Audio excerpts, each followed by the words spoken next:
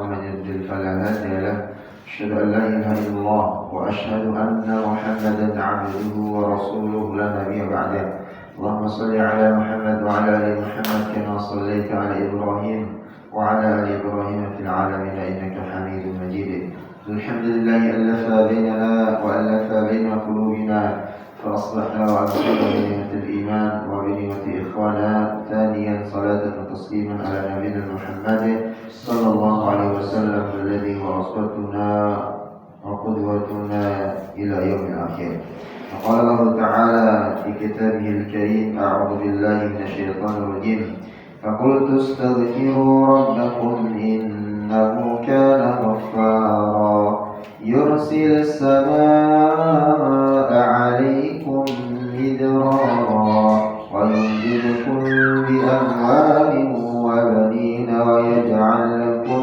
جنات ويجعل لكم أنهارا صدق الله العظيم. Jamaah yang dirahmati Allah Subhanahu wa taala, jamaah salat maghrib dan isya salat al-jihad, semoga Allah Subhanahu wa taala melimpahkan taufik hidayah rahmat kepada kita semua, kepada keluarga kita. Saya berharap senantiasa diselipkan di dalam atas doa kita. Semoga dilimpahkan, diberikan keberkahan keturunan anak yang soleh dan solehah, dan harapan kita menjadi syafaat dan penolong kita nanti di hadapan Allah Subhanahu wa taala. Jemaah dari Allah Subhanahu wa taala, sebagaimana yang kita pastikan tadi, Allah Subhanahu wa taala ya memerintahkan kepada kita untuk senantiasa ya memohon ampun kepada Allah Subhanahu wa taala. Karena Allah Subhanahu wa taala itu Maha Pengampun atas setiap apa yang kita lakukan yang berdasarkan dari amalan kita itu bernilai kesalahan dan dosa. Dan begitu juga Allah Subhanahu wa taala akan menurunkan ya kepada orang-orang yang senantiasa beristighfar kepada Allah Subhanahu wa taala itu hujan yang memberikan kemanfaatan ya, yang memberikan kebaikan yang bermanfaat untuk manusia. Ya begitu juga sebagaimana Allah Subhanahu wa taala menyampaikan dalam ayat yang lain, a'udzubillahi minasyaitonir rajim. Anzala minas samaa'i ma'an fa akhraja bihi minats thamarati rizqan lakum. Dan adapun Allah Subhanahu wa taala menurunkan hujan itu dari langit, wa anzala minas sama', ya dari langit itu diturunkan Allah Subhanahu wa taala berupa hujan. Wa anzala minas samaa'i ma'an fa akhraja bihi minats thamarati rizqan lakum. Lalu Allah Subhanahu wa taala setelah menurunkan air itu dari langit berupa hujan, lalu Allah Subhanahu wa taala menumbuhkan semua tumbuh-tumbuhan, yang mana tumbuh-tumbuhan ini bermanfaat bagi binatang ternak, bermanfaat bagi makhluk Allah Subhanahu wa taala yang hidup di dunia, tempatnya bernaung, tempatnya membuat sarang seperti burung dan yang lainnya, lalu bermanfaat juga bagi manusia. Nah, sehingga disinilah bagaimana Allah Subhanahu wa taala mengatakan ya di dalam Al-Qur'an, dan begitu juga dalam hadis Rasulullah sallallahu alaihi wasallam yang menjelaskan juga para ulama tentang kita ini diciptakan dari tanah, dari saripati tanah. Maka yang kita makan itu berupa tumbuhan yang berasal dari tanah tumbuhnya. Lalu berikutnya juga memakan daging daripada hewan yang memakan tumbuhan. Jadi saripatinya ini diambil disaring. Nah, dari sanalah ya terbentuk yang namanya air mani. Nah, kalau air mani ini kita jual ya di pasar, di mall atau di pinggir jalan, itu tidak akan laku. Ya, jadi menandakan bahwa tidak ada kita mempunyai nilai sebenarnya, tidak mempunyai nilai jual, baik itu di hadapan makhluk Allah, terlebih lagi di hadapan Allah Subhanahu wa taala. Beda halnya tatkala Allah Subhanahu wa taala menyampaikan ya bagaimana Al-Qur'an ya menceritakan bahwa ada sebuah binatang yang keluar dari perutnya ini berupa makanan yang bisa menyembuhkan segala macam penyakit, yang bisa membuat orang sehat, yang merasanya itu manis dan nikmat. Ya, ini surat yang diabadikan Allah Subhanahu wa taala, surat lebah. Namanya surat apa? Surat An-Nahl.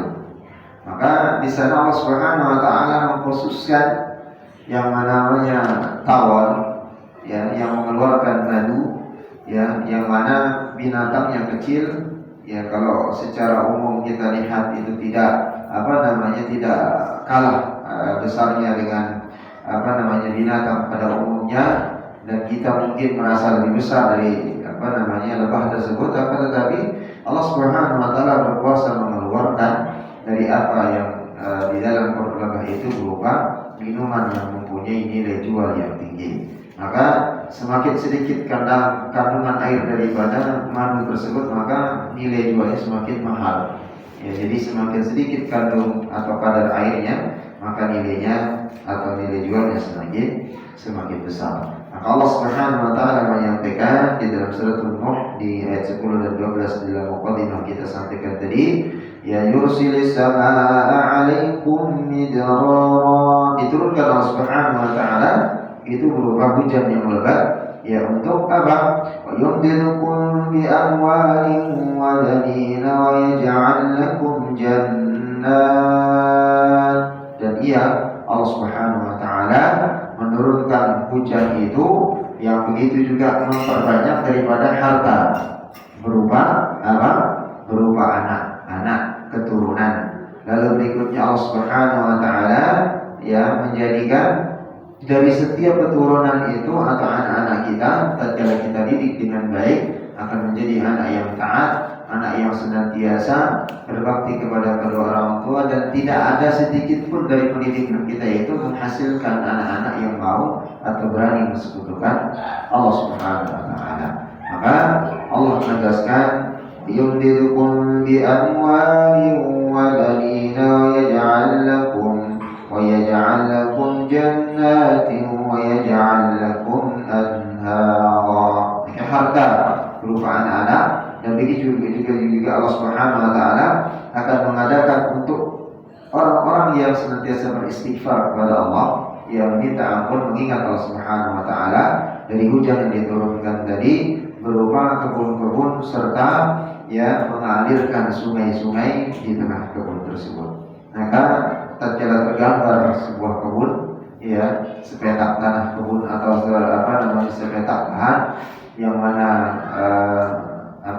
subur, lalu dialiri dari sungai-sungai, maka akan memberikan dampak positif daripada orang yang memiliki kebun tersebut, berupa akan memanen dari hasil perkebunannya. Maka jemaah dalam yang dirahmati Allah Subhanahu wa taala, melalui kesempatan mimbar ini mari mengajak bersama, tidak bosan-bosannya untuk kita senantiasa kembali memperbaiki daripada ibadah kita, supaya bisa menjadi ibadah atau kualitas ibadah yang baik, kualitas ibadah yang diharapkan sesuai dengan apa yang diperintahkan Allah Subhanahu wa taala dan sunnah baginda Rasulullah sallallahu alaihi wasallam. Dan harapan kita, ibadah yang kita lakukan semasa hidup di dunia ini menjadi amalan terberat atau amalan timbangan kita dari yang Allah, dan dia ditimbang menjadi amalan yang paling berat, amalan yang bisa memasukkan kita ke dalam syurga Allah Subhanahu wa taala. Amin ya rabbal alamin. Dan jemaah yang dirahmati Allah Subhanahu wa taala, kita melanjutkan kajian kita di Fiqh Sunnah di malam Ahad ini, ya, masih tentang masjid, dan ini menerangkan tentang keutamaan masjid yang ada di permukaan bumi ini.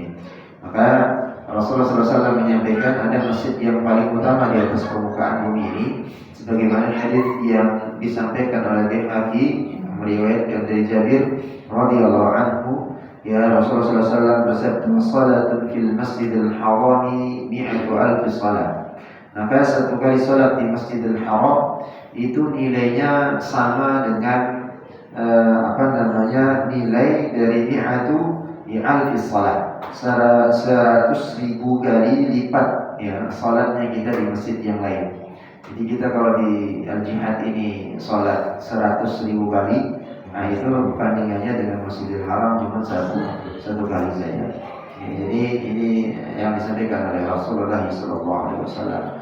Begitu juga wassalatun fil masjid hadza, maka perbandingan salat di masjid ini, jadi masjidku, Masjid An-Nabawi maksudnya, ya alfus salat, yakni bandingannya dengan masjid di luar dari Masjid An-Nabawi itu adalah 1000 kali lipatnya. Satu kali salat di Masjid An-Nabawi, ya Masjid Rasulullah SAW, maka di luar dari Masjid An-Nabawi, ya itu bandingannya adalah 1000 kali lipatnya. Wa fi Baitul Maqdis 500 salatin, dan adapun perbandingan satu kali salat di Baitul Maqdis, yakni di Al-Aqsa, itu sama dengan 500 kali salat di tempat lain. Jadi perbandingannya adalah 100.000 kali, lalu 1000 kali, lalu 500 kali. Masjidil Haram satu kali kita sholat, perbandingannya dengan masjid di luar Masjidil Haram selain Nabawi dan Masjidil Aqsa, ya itu adalah 1000 kali, 100.000 kali lipatnya. Ya, jadi kuat gak kita kira-kira sholat 100.000 kali di dalam sehari? Yang kuat gak selesai, gak selesai. Maka beruntung bapak-bapak yang mempunyai kelebihan rezeki, ya tatkala sudah ada rezeki, jangan ditunda-tunda kalau sudah mendapatkan panggilan Allah Subhanahu wa taala untuk menunaikan haji ataupun umrah. Ya, jadi dipercepat, ya, jangan sampai ya mohon maaf ya mobil bisa kebeli tapi umrah bisa belakangan. Mungkin krusial mobil dia untuk kita kerja. Tapi memang ada beberapa hadis Rasulullah SAW lebih tegas ya tentang bagaimana ya kewajiban seorang muslim harus ditunaikan. Kan rukun daripada Islam kita haji terakhir yang kelima bagi yang mampu. Maka kata-kata mampu ini terkadang menjadi pemahaman atau suatu makna yang menjadi agak sedikit rancu. Ya mampu seperti apa? Ya mampunya gitu ya. Padahal secara finansial itu mampu.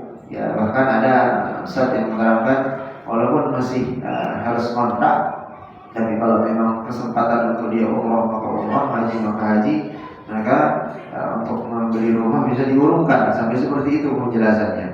Tapi kembali lagi ya konteksnya bahwa tatkala kita mampu ini secara finansial iya, secara keilmuan iya, secara meninggalkan daripada orang-orang yang kita cintai itu juga bisa terurus gitu ya.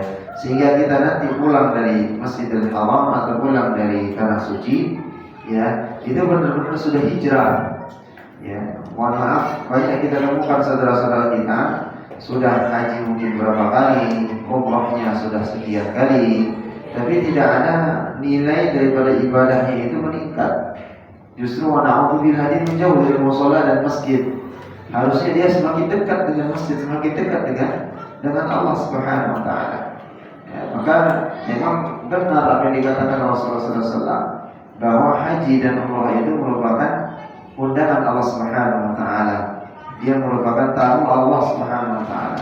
Maka mutawif yang tatkala orang-orang yang mengarahkan kita di Masjidil Haram, Masjidil Nabawi, biasanya anak-anak mahasiswa atau orang-orang Indonesia, tapi isinya semua orang Indonesia, sebenarnya orang Bangladesh, Pakistan dan yang lain di sana, itu adalah menyambut memang tamu Allah Subhanahu wa taala. Ya, jadi seorang jamaah haji dengan umrah itu adalah tamu Allah Subhanahu wa taala. Maka orang-orang terpilih, maka jangan sia-siakan tatkala itu menjadi sebuah kekhususan bagi kita bisa sempat dan bisa diberikan waktu, luang, kesempatan, rezeki dan yang lainnya untuk bisa mengunjungi Masjidil Haram dan Masjidil Nabawi. Maka ini jemaah Allah Subhanahu wa taala perbandingan daripada luar biasa nilai ibadah yang diberikan Allah Subhanahu wa taala kepada tiga masjid ini. Maka dalam hadis yang lain, ya Imam Ahmad meriwayatkan dari Nabi Muhammad sallallahu alaihi wasallam, "Salatan fi masjid hadza afdalu min alfi salatin fi ma siwa." Maka Rasul mengatakan satu kali salat di masjidku ini, yang dikhususkan Masjidil Nabawi, lebih utama dibandingkan dengan 1000 kali lipat, ya 1000 kali lipat salatnya di salat dan fi ma siwa, dari masjid yang lain selain dari Masjidil Haram dan Al-Aqsa. Maka di sini Rasul mengatakan illal masjidil haram wa salatun fil masjidil haram afdalu min salatin fi masjid. Kecuali Masjidil Haram, maka salat di Masjidil Haram itu lebih utama daripada salat di masjidku ini. Lalu Rasul mengatakan menjelaskan berapa keutamaannya, ya min salatin fi masjid hada bi ada salat. Maka Rasul mengatakan karena tadi Masjid Nabawi ganjarannya 1000 kali, maka tatkala dibandingkan dengan Masjidil Haram, maka Masjidil Haram itu 100 kali lipatnya. Maka 100.000, ya. Jadi 100.000 Masjidil Haram, ya, 1000 Masjid Nabawi, lalu 500 kali Masjidil Aqsa. Maka jemaah Allah Subhanahu wa taala, hadis ini menerangkan bagaimana keutamaan 3 masjid yang ada di atas permukaan bumi ini. Sebelum kita kemarin menjelaskan bahwa masjid yang paling pertama dibangun Allah Subhanahu wa taala di atas permukaan bumi ini adalah Masjidil Haram. Lalu berikutnya kata para sahabat bertanya, lalu masjid mana ya Rasul? Ya, lalu berikutnya adalah Masjidil Aqsa yang ada di Palestina. Berapa jaraknya? Kata Rasulullah SAW 40 tahun. Ya, jadi ini yang menjadi kenapa Masjidil Al-Aqsa itu menjadi spesial terhadap diri seorang muslim. Tatkala dia mengatakan dirinya beriman kepada Allah Subhanahu wa taala dan beragama Islam, maka tidak ada terenyuh atau tidak ada terpikir di dalam benak hatinya itu Masjidil Aqsa, maka diragukan keimanannya kepada Allah Subhanahu wa taala. Maka kenapa perjuangan daripada saudara-saudara kita sekarang di Gaza sana khususnya dan di Palestina pada umumnya itu adalah supaya membuktikan akan pasti terjadi, ya, dan kita paling tidak itu mempunyai niat, ada di dalam hati kita mempunyai niat untuk bisa melaksanakan salat di Masjidil Aqsa.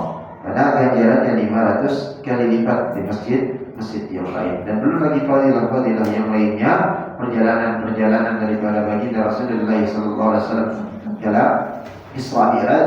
Begitu juga kita akan menemukan banyak, ya, daripada terjadinya peristiwa-peristiwa yang di dalam Al-Quran. Sebagaimana pekan kemarin kita sudah menjelaskan tentang Arba'atul Hurum, yang salah satunya kita berada di bulan ini sekarang di Rajabnya, ya, maka Rasul merintahkan atau memberikan ajaran kepada kita untuk berdoa Allahumma barik fi Rajab wa Sya'ban wa balighna Ramadan, dengan meminta supaya diberkahi di bulan ini, 2 bulan ini, Rajab dan Sya'ban, dan disampaikan dengan bulan Ramadan yang nanti akan ditemukan di sana, ya, kuburannya Nabi Sulaiman alaihi salam. Lalu di mana tempatnya Bunda Maria, ya, tatkala mihrabnya. Lalu berikutnya di Masjidil Aqsa juga akan ditemukan tempat Nabi Isa alaihi salam dan seterusnya. Maka di sini menjadi sangat penting perjalanan, dan sebagian besar, ya, diutusnya Nabi dan Rasul itu datang dari negeri Palestina dan Syam, ya, sehingga ini yang menjadi penting di dalam sejarah yang perlu kita ketahui dan bisa kita ajarkan juga kepada anak-anak kita. Dalam hadis yang disampaikan oleh baginda Rasulullah SAW, la tashaddur rihal. Nah, ini adalah sebuah perintah dari Rasulullah SAW. Ya, jadi ini riwayat jamaah, jadi jumhur ulama termasuk Bukhari dan Muslim, ya, menyampaikan hadis ini, la tashaddur rihal illa thalathil masajid. Tidak ada perintah. Ya, jadi kata kuncinya la tashaddur rihal. Tidak ada perintah melakukan perjalanan. Jadi kalau kita mau perjalanan jauh, tidak ada perintahnya kecuali illa thalathatil masajid, kecuali ketiga tempat atau 3 masjid ini, ya, kita diperintahkan untuk melakukan perjalanan. Jadi tidak ada perintah satupun untuk melakukan perjalanan jauh kecuali di 3 tempat ini atau 3 perjalanan ini, ya. Yang pertama Masjidil Haram, perjalanan kita mengunjungi Masjidil Haram. Lalu yang kedua Masjidil Hada, beliau Rasulullah SAW menunjuk masjidnya, yaitu Masjidil Nabawi. Lalu berikutnya yang ketiga wal Masjidil Aqsa. lalu adalah perjalanan menuju atau Masjidil Aqsa. Jadi 3 tempat ini diperintahkan Allah Subhanahu wa taala dan Rasulnya untuk kita melakukan perjalanan rihlah, untuk melakukan nampak jelas bagaimana kebesaran Allah Subhanahu wa taala. Selain itu tidak ada perintah. Ya. Maka kemarin kalau Bapak ingat tentang kaidah fikih yang mengatakan tentang ibadah itu hukumnya semua haram kecuali ada dalil yang menghalalkan, memerintahkannya atau melarangnya. Ya, jadi dasarnya adalah haram. Ya, saum, puasa itu dasarnya adalah haram. Ya, kecuali ada dalil-dalil yang datang dan itu yang memerintahkan untuk sholat seperti alur caranya dan seterusnya, itu menjadi sebuah pertanda menjadi perintah dari Allah dan Rasulullah SAW. Jadi ini la tashaddu rihabu illa ila thalathatil masajid, Masjidil Haram wa Masjidil Hada dan Masjidil Aqsa.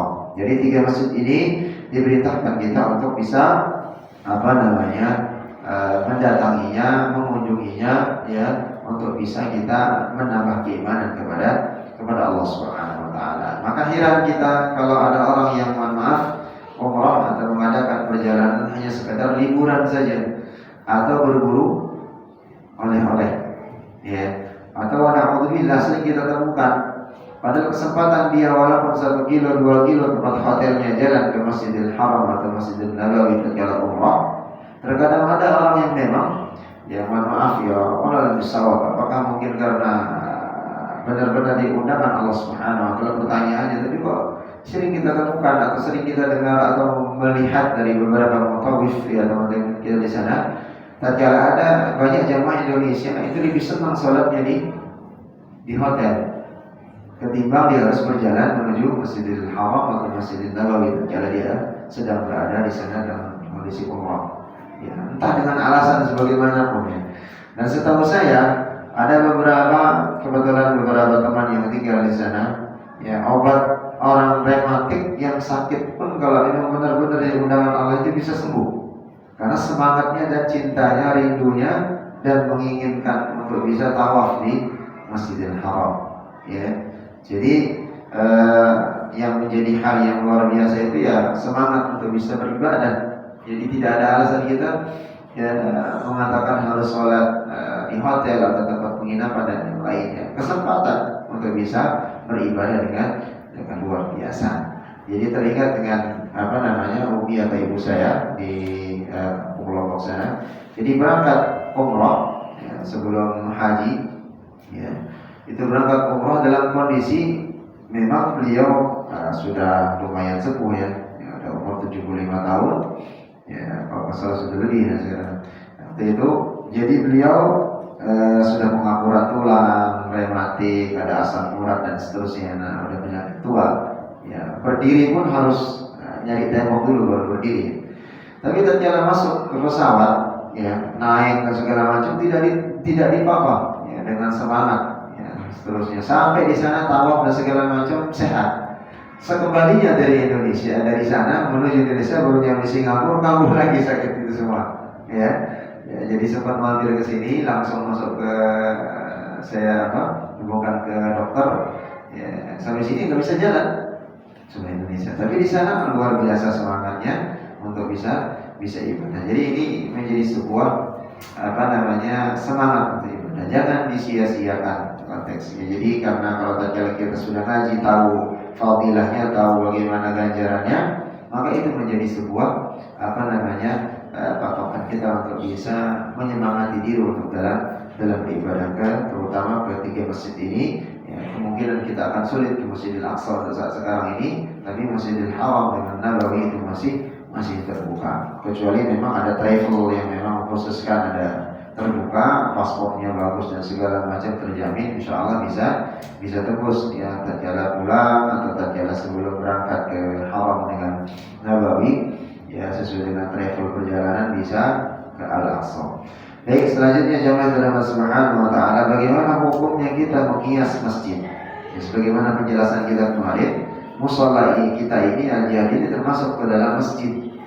Ya, maka berlaku dari hukum yang pernah kita bahas ya tentang tahiyatul masjid, i'tikaf itu boleh, Begitu juga dengan ibu-ibu yang mohon maaf, dengan bapak-bapak yang lagi hadas besar, yang haid nifas, itu tidak boleh sengaja beriktikaf di sini, karena sini tanahnya jelas, ya, wakafnya jelas, dilakukan syarat-syaratnya adalah salat 5 waktu yang tidak pernah ditinggalkan dan seterusnya. Maka itu menjadi syurut, maka ini menjadi bisa dikatakan sebagai masjid. Oleh besar, kalau nanti sudah menjadi besar, ya jamaahnya banyak, tidak menutup kemungkinan akan dijadwalkan sholat Jumat. Maka insya Allah itu akan menjadi lebih lengkap lagi insya Allah. Lalu apa hukumnya menghias masjid? Ya, terus menambah bangunannya yang seharusnya nggak perlu. Ya jamaahnya udah cukup sebenarnya, tapi nggak sampai meludak, tapi dihiasin lagi. Sekarang kan banyak seperti itu. Jadi masjidnya megah, bagus luar biasa, tapi jamaahnya cuma sesat, itu pun nggak full safnya. Ya, yang ada itu yang jadi imam itu. Ya, jadi tidak ada masjid sampai 2 lantai bagus cat segala macamnya, tapi tidak ada kajian, tidak ada hidup dan seterusnya. La taqumu sa'atun hatta yatabaha an-nasu fil masjid. Ya, Rasulullah SAW mengatakan, ya, dari Ibnu Hibban dengan hadis ini dikatakan ada hadis sahih, kiamat itu, ya kata Rasul, la taqumu sa'ah. As-sa'ah ini maknanya adalah hari kiamat. Ya. Jadi tidak akan terjadi hari kiamat hatta yatabaha, ya, sebelum orang-orang, ya, yatabaha an-nasu fil masjid, membangun fisik masjid mereka itu dengan megah. Ya. Jadi tidak akan terjadi hari kiamat, ya, sebelum orang-orang, ya, membanggakan fisik masjid mereka atau membangun fisik masjid mereka dengan megah dan dibanggakan. Tapi kalau itu sudah terjadi, masjid dibangun megah, terus bangga dengan bangunannya ini, bla bla bla, cerita ke masjid yang lain, DKM yang lain, ini saya ini, maka itu akan menjadi pertanda kata Rasulullah SAW akan dekat datangnya hari kiamat. Nah, kita perhatikan sekarang kiri kanan kita, ya. Jadi banyak masjid yang sudah mulai megah, bagus, isinya ini dan seterusnya, tapi di sana tidak ada kegiatan yang i'tikaf Ramadan, ya, dihidupkan dalam tilawahnya, kajiannya ini dan seterusnya. Yang mudah-mudahan buku ini, kitab ini baru jadi satu, ya, kita selesaikan khatam, ya, satu jilid, ya, bisa mereviewnya kembali sedikit dengan di akhir pembelajarannya. Jadi sana masjidnya saya besar, tapi tidak pernah ada khatam satu kitab pun. Ya, Arba'in Nawawi saja enggak, belajar tahsin Quran pun jamaahnya itu masih enggak. Bangunannya saja yang besar. Maka sudah ini akan tersebar di tengah masyarakat, di atas permukaan bumi. Ini sebagaimana hadis Rasulullah SAW mengatakan, dia akan mendekati hari kiamat. Datang usaha. Ya, kiamat tidak terjadi sebelum orang-orang, ya, dari hatta yatabaha nasu, membangun, membanggakan dari fisik masjidnya, ya, dari fisik masjidnya masing-masing. Sementara itu hadis yang lain dari Ibnu Khuzaimah menyampaikan, ya'ti 'alan nasi zamanun yatabahawna bil masjid. Akan datang suatu masa, suatu zaman di mana manusia, orang-orang Islam itu membangga-banggakan, yatabahawna, mereka itu membangga-banggakan fisik masjidnya, ya, thumma la ya'murunaha illa qalilan, ya, kemudian tidak memakmurkannya kecuali sedikit sekali. Jadi suatu zaman nanti akan datang kata Rasulullah SAW, di mana orang-orang Islam atau manusia itu membangga-banggakan fisik daripada bentuk masjidnya, besarnya, fasilitasnya dan seterusnya. Tapi tsumma la ya'murunaha, akan tetapi DKM-nya, masyarakatnya itu tidak memakmurkan masjidnya. Maka illa qalilan, kecuali sedikit dari kemakmurannya, kajian dan segala macam, kita hidup dan seterusnya, ya. Maka ini menjadi pertanda akan terjadinya hari kiamat. Dari Abu Dawud, dari Ibnu Hibban, ya, meriwayatkan dari Ibnu Abbas radhiyallahu anhu, kana Rasulullah sallallahu alaihi wasallam yaqul, ma umirtu bitashyidil masajid.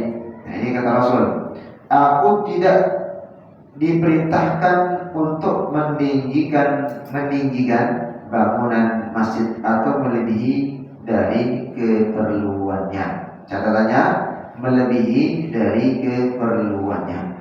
Kalau tidak terlalu perlu, nggak penting-penting amat, nggak perlu sampai harus memaksakan. Tapi kalau memang jamaah yang sudah tidak menampung dan seterusnya Jumatan sampai Beluga dan seterusnya Idul Fitri, Idul Adha sampai nggak nampung, maka memang harus dibangun. Tapi kalau memang belum saatnya, ya, yang sampai ini, maka di sini kita terkena dari hadis ini kata Rasul, la umirtu, aku tidak diperintahkan, aku tidak diutus, ya, sebagai Nabi dan Rasul, bitasydid, kata beliau, bitasydid, meninggikan, ya, al-masajid, ya, bangunan daripada bangunan masjid yang ada kalian bangun tersebut. Dalam riwayat Abu Dawud juga ditambahkan bahwa Ibnu Abbas mengatakan, kalian akan menghias masjid sebagaimana dilakukan, kata Ibnu Abbas dalam riwayat yang lain, oleh orang-orang Yahudi dan orang-orang Nasrani. Ya, jadi dalam riwayat yang lain dengan kalimat yang lain, kalian akan menghiasi masjid sebagaimana dilakukannya oleh orang-orang Yahudi dan orang-orang Nasrani. Maka Ibnu Khuzaimah meriwayatkan juga dari Umar, ya, bahwa Umar menyuruh membangun masjid, ya. Jadi Umar bin Khattab itu menyuruh membangun masjid dengan berkata, maksudku hendak menjaga agar orang-orang itu jangan sampai kehujanan, ya, jangan kehujanan, jangan sampai kepanasan, ya. Tapi janganlah sekali-kali diberi warna merah atau warna kuning. Nah, ini dikhususkan sini, warna merah atau warna kuning, karena warna itu hanya akan menimbulkan keburukan, ya, melalaikan mereka dari kewajiban beribadah kepada Allah Subhanahu wa taala. Jadi disebutkan oleh Umar bin Khattab, ya, tidak menambahkan warna merah dengan warna kuning. Tetapi di sini ada perbedaan daripada ulama tentang hal ini, ya, tentang hal ini. Karena Rasulullah SAW cintanya atau senangnya warna apa? Hijau. Warna hijau, ya. Makanya salah satu baginda Rasulullah SAW, ya, itu selain berwarna hitam dengan putih, ya, liwa itu, ya, begitu juga dengan ada baji-baji yang berwarna hijau. Ya, kenapa? Dasarnya juga pemerintah Timur Tengah, khususnya Saudi, ya, itu benderanya berwarna hijau. Begitu juga dengan organisasi yang terbesar, organisasi keagamaan, ya, atau masa di Indonesia kita ini yang terbesar itu, ya, berdasarkan juga berwarna hijau, yakni Nahdlatul Ulama, ya, NU itu sendiri. Ya, begitu juga dengan tulisan, kalau Bapak perhatikan di saudara-saudara kita yang organisasi, ya, keagamaan seperti Muhammadiyah, ya, itu juga berwarna hijau tulisannya dengan dasar yang putih. Ya, sebagaimana hadis yang sahih, Rasulullah SAW itu mencintai warna hijau. Maka ini menjadi sebuah perhatian bagi kita, ya, khususnya untuk pengurus, ya, untuk bisa jangan nanti membangun tapi tidak kemanfaatan yang tidak terlalu maksimal, di mana terbengkalai tidak dimanfaatkan.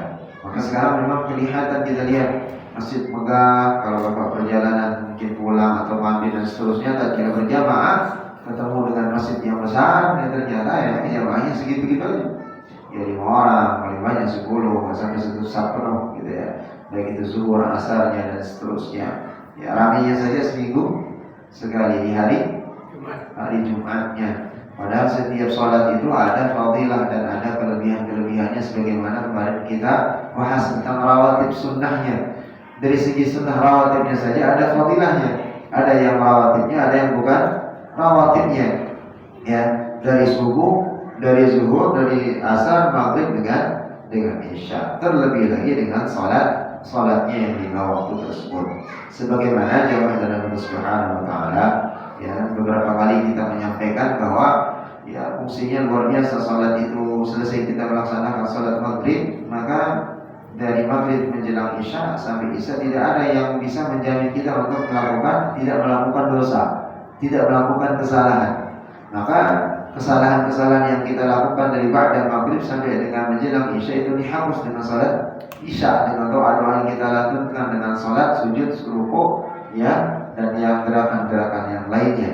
Begitu juga tatkala kita selesai salat isya, tidak ada yang menjamin kita untuk tidak melakukan dosa dan kesalahan dari ba'da isya sampai dengan menjelang subuh. Maka menghapusnya adalah salat subuh itu sendiri. Begitu juga dengan zuhur, begitu juga dengan asar, dan itu harian. Lalu ada hadis Rasulullah mengatakan sayyidul ayyam, hari terbaik dalam satu pekan itu hari Jumat. Maka di sana ada doa-doa istijabah Allah Subhanahu wa taala. Maka dosa kita dari satu pekan, seandainya salat 5 waktu dan seterusnya sampai dengan Jumat ke Jumat yang lain, ya, itu tidak bisa misalnya tercover, maka tatkala Allah Subhanahu wa taala mendengarkan doa kita di hari Jumat, maka itu bisa menghapuskan dosa-dosa kita selama satu pekan. Begitu juga dengan tahunannya. Ya, beberapa waktu lagi, sekitar 50 hari lagi kita akan memasuki bulan Ramadan. Fadilah Ramadan itu luar biasa, ketemu dengan Idul Fitri. Maka tahunannya itu banyak hadis yang menyatakan tentang keutamaan Ramadan, Idul Fitrinya menghapuskan daripada kesalahan setahun sebelumnya, menghapuskan dari kesalahan-kesalahan dan dosa dari tahun-tahun sebelumnya, yang begitu juga dengan tahun berikutnya. Maka ini kesyukuran kita kepada Allah Subhanahu wa taala bisa menjadi umat Nabi Muhammad SAW, dan tentunya dari setiap perjalanan kita yang kita bangun sampai dengan tertidur lagi, bangun lagi dan seterusnya, itu ada aturan dan ada doa yang diajarkan oleh baginda Rasulullah SAW dengan tujuan kita bisa dengan baik. Ya, salah satu contoh saja, ternyata sepele kelihatannya. Kalau kita beli jus, ya, kalau bapak beli jus, ya jus, ya, kalau sekarang kita nggak tahu ya sudah akan punya dia dan segala macam. Jus sekarang itu kalau nggak pakai gula kan nggak enak. Padahal cukup dengan kita perpadukan beberapa buah-buahannya yang memang yang manis dengan yang tidak manis, ya, atau yang mungkin tidak terlalu manis, itu tanpa gula sudah enak sebenarnya. Dan minum jus yang benar itu, ya, setelah saya kemarin waktu kamu asam lambung yang cukup lumayan parah, saya ada punya kebetulan jamaah pengajian murid itu tahsin dari 2006-2007, itu Dr. Nancy namanya. Sekarang beliau punya klinik besar di BTR, ya, itu rumah sakit Ashifa namanya, Dr. Nancy. Jadi beliau sempat menyampaikan saya sering konsumsi jus dan seterusnya. Minum jusnya bagaimana? Langsung ditelan? Iya, itu salah kalau kita punya asam lambung. Justru itu memperparah terjadinya asam itu kembali lagi naik. Yang betul minum jus itu dikumur-kumur dulu. Minum, kita sedot, kumur-kumur dulu. Setelah kumur baru ditelan. Dan ternyata ada dalilnya setelah membuka lagi buku beberapa kitab tentang fikih, ada salah minum dengan 3 kali tubuh kita memang harus berkumur, supaya ternyata secara medis di sini itu kan banyak bakteri yang memang mengurai. Makanya kenapa kita disuruh ngunyah 30 berapa kali? 33 kali atau 32 kali? Dalam hadisnya 33 kali dikunyah makanan supaya berbentuk, dan ini bakteri benar maksimal sehingga perjalanan itu nggak capek. Nah kalau kita kan enggak, terkadang kalau memang ini terusnya. Nah ternyata itu menyebabkan asam lambung naik, yang tadinya ingin kita sehat, ternyata itu akan menyebabkan menimbulkan hal yang baru lagi seperti itu.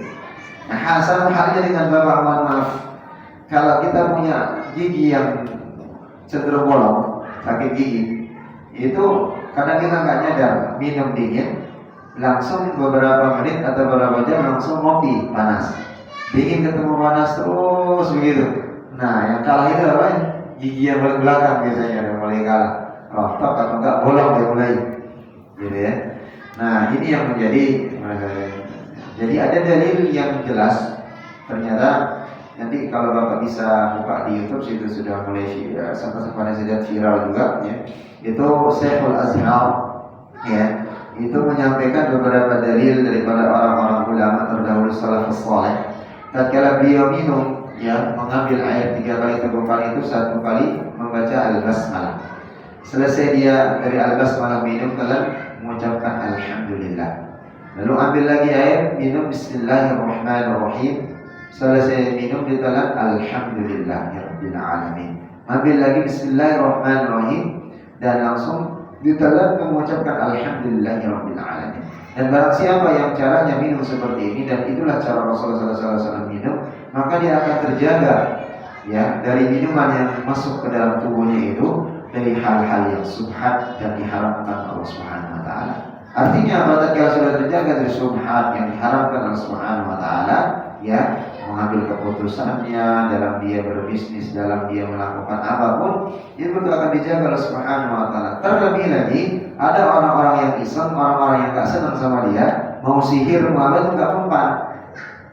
Ya, karena di dalam tubuhnya ini air yang memang dengan ucapan Allah Subhanahu wa taala diminumnya, dan diakhiri juga dengan ucapan menyebut nama Allah Subhanahu wa taala dengan kesyukuran. Jadi bismillahirrahmanirrahim, telah alhamdulillah. Bismillahirrahmanirrahim, alhamdulillah. Bismillahirrahmanirrahim. Tiga kali. Ya, tentu dengan tadi dengan berkumur atau dikumurkan sedikit dulu baru ditelan. Nah, jangan kalau nanti kita belum kajian ya, ada Tibbun Nabawi, bisa nanti sedikit-sedikit kita ini juga dikaitkan dengan terapi ruqyah. Jadi minum, mohon maaf kalau bapak kalau gitu enak minum itu Pak, karena saking hausnya klok masuk, itu yang rusak apa?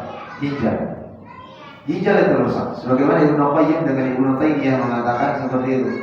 Ya, di dalam kitab Tibbun Nabawi, ya, Rasulullah SAW itu bagaimana minumnya. Nah, kenapa tadi disunahkan 3 kali berarti bismillah alhamdulillah, bismillah alhamdulillah. Tapi kalau klok langsung masuk, ini yang hancur itu sih tak kuat ginjal. Ya, maka memang ada beberapa sunnah Rasulullah SAW di malam hari, memang walaupun air putih itu dipersedikit kalau mau tidur. Yang banyak itu memang di siang harinya. Ya, jadi hanya cukup untuk menghilangkan dahaga saja. Jangan sampai berliter-liter, ya, karena sudah waktunya istirahat yang namanya lambung dan yang lainnya. Maka kalau bapak-bapak yang mau sehat, ya memang olahraga yang kurang sehat itu malam. Ya, malam itu berat, ya, pergi mau futsal, bulu tangkis memang sehat. Ada Pak Taufik? Ngantuk Pak Taufik kalau ini pengajian sama. Sehat bulu tangkisnya, tapi jantung yang hancur karena naik. Apalagi udah umur, mohon maaf, sudah di atas 45-50. Ya, apalagi kadang kalau bulu tangkisnya mungkin jam 5 masih aman, tapi kalau startnya jam 9 sampai jam 12 malam, hati-hati. Banyak kejadian yang serangan jantung, ya, pada bapak-bapak yang main. Ini saya bukan nakut ya, karena jantung, paru-paru, semua ginjal kan istirahat malam, maka makan dikurangi dan seterusnya. Ya, begitu juga dengan olahraga yang berat-berat, yang sampai menguras tenaga. Nah, sehingga ada penelitian dari dokter di di Arab Saudi. Pertanyaan yang terbesar itu kan di zaman Rasulullah SAW itu jarang orang yang sakit. Ya, kalau pertanyaannya semakin banyak rumah sakit, ya, harusnya orang yang sakit itu kan bisa tertangani semakin sedikit. Tapi ini kan kebalikannya, semakin banyak rumah sakit, semakin banyak orang yang sakit. Dikasih obat besok, ya, sembuh dia ini, bulan depan kembali lagi keluhannya itu. Nah, itu pertanyaan bagi kita. Ada something wrong, ada sesuatu yang memang, mohon maaf, ya tadi apa yang dikonsumsi dari obat dan segala macam yang kita diberikan, tidak mungkin juga kita langsung konsumsi begitu saja, gitu ya. Ya, secara logikanya harus seperti itu. Banyak rumah sakit, ya, tapi kok semakin banyak orang sakit, seharusnya semakin sedikit orang bisa ditangani dan seterusnya. Ya. Jadi ini pelajaran bagi kita bahwa ternyata memang salah satu kesehatan yang untuk bisa menetralisir daripada racun, daripada hal-hal yang memang bisa membahayakan dari fisik kita, ya sholat. Karena gerakan-gerakan sholat itu luar biasa. Ya, kalau memang dilakukan dengan sempurna, dengan yang sebenarnya, rukuk yang benar, ya, sujud, ya, duduk antara dua sujudnya, ya, tidak dan seterusnya itu boleh ditakbir sampai dengan kita salam, itu bernilai daripada kesehatan di dalam tubuh kita. Wallahu a'lam bishawab. Insyaallah nanti di pada isya kita lanjutkan sedikit. Ada yang mau ditanyakan? Oh enggak? Ada ya. Baik. Ya, kita cukupkan dengan sama-sama baca. Alhamdulillahirabbil alamin. Subhanakallahumma wa bihamdik, asyhadu an la ilaha illa anta, astaghfiruka wa atubu ilaik. Assalamualaikum warahmatullahi wabarakatuh.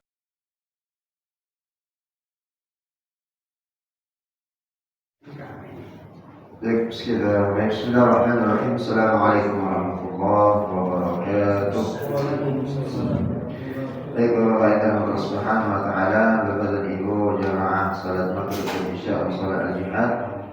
Kita melanjutkan dari pembahasan kita tentang bagaimana memakmurkan masjid dan masjid-masjid utama yang spesialkan di atas permukaan bumi ini Allah Subhanahu wa taala, dari Masjidil Haram, Masjidil Nabawi, begitu juga Masjidil Aqsa. Begitu juga dengan bagaimana hadis-hadis Rasulullah SAW yang menerangkan tentang tidak akan terjadi hari kiamat hatta yatabahan nas, sampai sebagian orang atau orang Islam itu membangga-banggakan dari bangunan fisik masjidnya. Lalu berikutnya adalah membersihkan masjid dan memberinya pewangian. Nah, ini pentingnya masjid itu diberikan pewangian. Ini Pak Warga, jadi disedot vakum dari karpet, seterusnya dikasih wangian, dikasih daripada pengharum dan seterusnya. Ini ada dalilnya ini. Lagi habis wanginya. Lagi habis wanginya. Tinggal kondisikan saja ya. Nah, jadi bagaimana Rasulullah SAW menyampaikan hal ini dari yang disampaikan dari para sahabat yang diriwayatkan oleh Imam Ahmad, Abu Dawud, dan Tirmidzi, Ibnu Majah, begitu juga dengan Ibnu Hibban, meriwayatkan langsung dari Bunda Aisyah radhiyallahu anha. Apa kata Rasul? Aisyah radhiyallahu anha mengatakan Nabi Muhammad SAW merintahkan untuk membangun masjid di kampung-kampung, ya, dan agar dibersihkan serta diberi wewangian. Nah, kalau kampung masuk kita lah, ini yang kampung di atas, ya tinggal dibangun dengan baik, ya fasilitas juga bisa memenuhi atau memadai daripada jamaah. Ada tempatnya berwudu, ada tempatnya kamar mandi, ada kamar kecil untuk bisa membuang hajat dan yang lainnya. Nah, begitu juga dengan riwayat Abu Dawud yang berbunyi Nabi Muhammad SAW menyuruh kami membangun masjid di kampung kami dan agar kami merawat serta membersihkannya. Ya, Abdullah selalu membakar bahan wangi-wangian di masjid apabila Umar duduk di mimbar. Maka Anas radhiyallahu anhu menyampaikan Rasulullah SAW bersabda, "Uridat alayya ujuru ummati hatta al-qadha yukhrijuha ar-rajul." Semua pahala yang dilakukan umatku ditampilkan kepadaku hingga kotoran yang dikeluarkan oleh seseorang dari masjid. Ya, jadi semua amalan itu nanti yang dilakukan oleh kita umat Nabi Muhammad ini akan ditampakkan oleh Subhanahu wa taala. Uridat alayya ujurul ummah. Ya, jadi akan ditampakkan oleh Subhanahu wa taala oleh Allah Subhanahu wa taala umat Nabi Muhammad ini yang sudah melakukan amal. Hatta al-qadha yukhrijuha. Sampai seseorang itu mengeluarkan seorang laki-laki mengeluarkan kotoran atau membersihkan kotoran di mushola atau masjid. Ya, jadi dia mengeluarkan kotoran atau apapun bentuknya yang berbentuk najis, itu nanti akan ditampakkan oleh Allah Subhanahu wa taala, dilihatkan ya amalan yang dia lakukan. Semua pahala yang dilakukan umat itu ditampilkan nanti kepada Rasulullah SAW yang ditampilkan kepada Allah Subhanahu wa taala, hingga kotoran yang dikeluarkan oleh orang-orang yang membersihkan atau memperhatikan kebersihan daripada masjid. Nah, ini menjadi pentingnya dari pengurus atau orang yang mempunyai kewajiban atau diberikan amanah untuk bisa merawat kebersihan, wanginya dan seterusnya. Nah, supaya ini bisa menjadi sebuah amalan yang tentunya kelihatannya dia sepele atau sedikit, tapi bisa dijadikan sebagai hal yang dikondisikan supaya bisa menjadikan masjid atau tempat ibadah itu menjadi nyaman bagi jamaah. Maka merawat masjid atau tempat ibadah sholat yang 5 waktu ini sangat penting. Sebagaimana Rasulullah SAW dalam Sahih Muslim menyampaikan, Inna hadhil masajid la tasalluhu li syai'in min hadzal baul.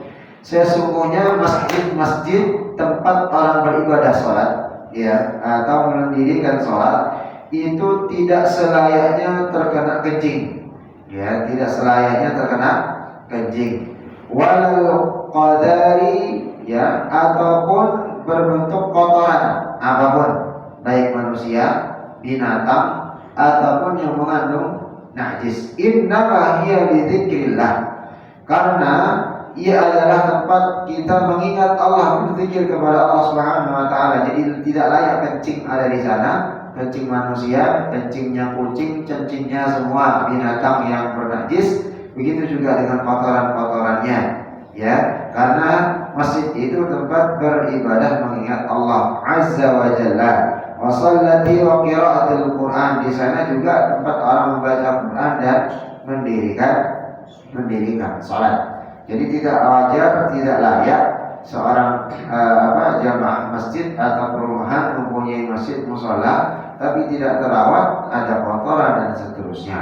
Maka ini benar kata Rasulullah SAW, jadi semua pahala orang-orang nanti dari umatku ini, kata Rasulullah, akan diperlihatkan di depan Allah Subhanahu wa taala, termasuk orang yang membersihkan kotoran dari masjid. Maka Imam Ahmad menyampaikan riwayat dari Nabi Muhammad SAW, meriwayatkan dengan sanad yang sahih bahwa Nabi Muhammad SAW bersabda, "Idza tanaqqama ahadukum fil masjid." Apabila salah seorang dari kalian mengeluarkan dahak, berdahak dia. Ini hati-hati di sini, batuk, berdahakin. Idza tanaqqama ahadukum fil masjid. Ada salah seorang berdahak, mengeluarkan dahaknya di masjid. Falyughayyib nukhamatuhu. Lalu hendaklah ia mengubur dahaknya itu, maka tidak boleh langsung terlihat di sembarangan di pelataran masjid dan yang lainnya, maka harus dia melihat mana masjid, mana tanah untuk bisa dikubur. Falyughayyib nukhamatuhu, hendaklah dia mengubur dahaknya atau yang dia keluarkan dari mulutnya. Antusibu jilda mu'minin aw thawbahu fatu'diyah.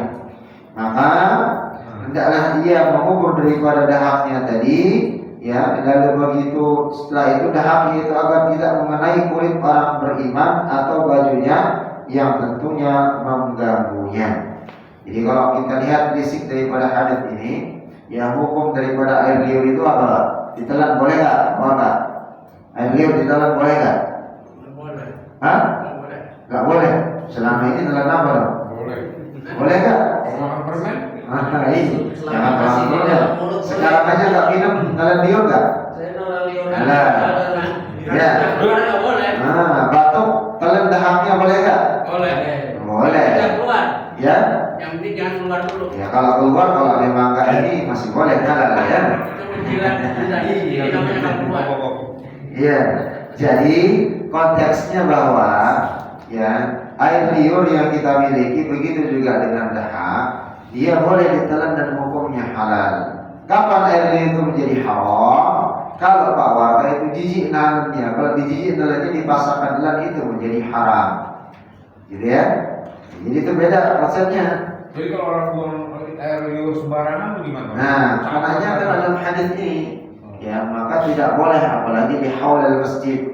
Maka banyak orang yang mohon maaf hanya mengkondisikan sampai khawatirnya mengenai daripada jasad tubuh orang mukmin, begitu juga dengan baju atau pakaiannya. Nah, ini dikhawatirkan bisa menjadi najis, bisa menjadi hal yang tidak diinginkan.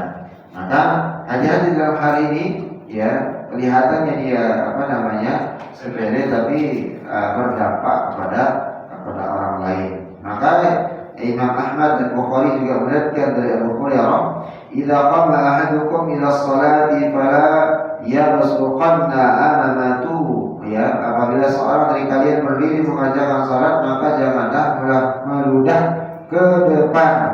Ya, jadi jangan meludah ke depan kalau sudah akan mendirikan salat. Fa inna ma yunaji, ya. Fa inna ma yunaji Allahi ma dama fi salatihi wala an yaminihi. Karena kenapa?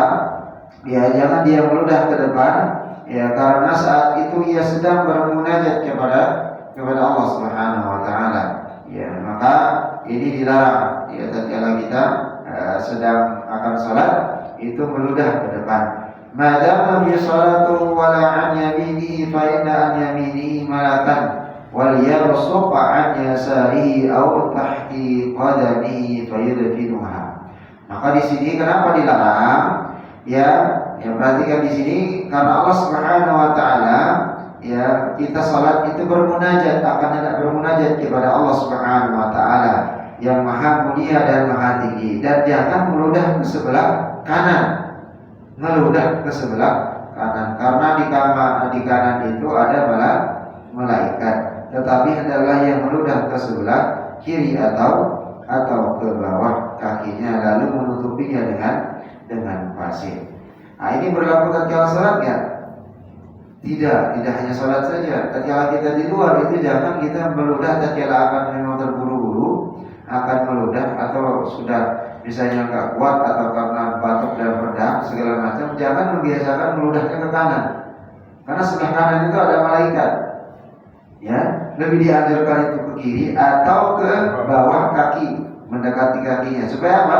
Dikubur semua kakinya, di koer-koer sama pasir supaya tidak kembali lagi tinjaunya tadi mengenai tubuh orang muslim atau pakaian orang muslim, atau tadi ya kekhawatiran ada membuat orang jijik dan itu bisa menjadi subhat atau menimbulkan perkara dosa yang buruk. Sampai sedetail itu dan hal yang sepele seperti itu yang dianggap di dalam Islam. Nah, pada umumnya di tengah masyarakat justru banyak terjadi hal-hal seperti ini, kelihatannya sepele. Ya, sama dengan pembahasan kita kemarin, sepele kelihatannya barang musola, ya mungkin batu kerikilnya 2 biji, batu bataknya bekas pembangunan misalnya kemarin yang di sana, tanpa sepengetahuan daripada ngurus dan ambil saja dan digunakan, maka itu menjadi subhat dan bisa haram. Karena itu bukan milik perorangan, itu milik umat, gitu ya. Maka ada dalil yang kemarin kita bacakan, sampai batu itu pun nanti memohon kepada Allah supaya jangan dikeluarkan dari halaman masjid. Karena begitu berkahnya masjid, maka dia meminta kepada Allah supaya tidak dikeluarkan dari halaman masjid.